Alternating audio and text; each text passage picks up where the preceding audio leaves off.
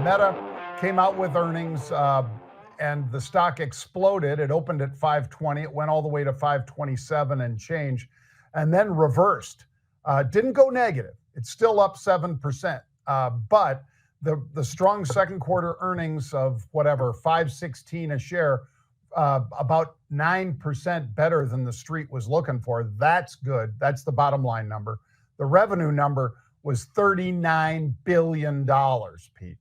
So for all of us that are on Instagram or WhatsApp or any of the so-called Facebook legacy platforms, revenue streams very, very strong, and that's why Meta has been strong. Double normal turnover so far today, Pete.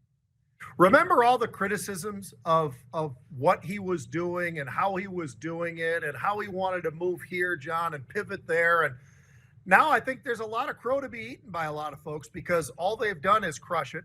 You just mentioned that $39 billion number under the revenue. I'd say that's not so bad. By the way, up 22% year over year. That sounds like pretty good growth for somebody that's already had pretty good growth.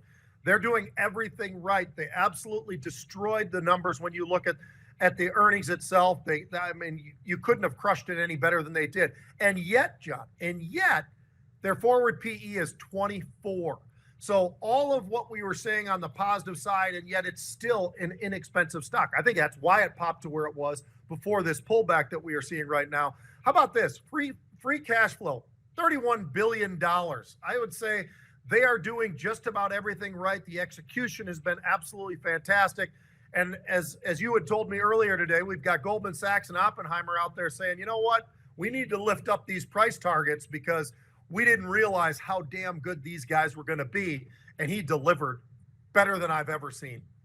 Yep, it was a strong quarter for sure, folks. And keep an eye because Pete said, that we may have bottomed temporarily or otherwise this morning, right around what, Pete? About 40,350, right around that level.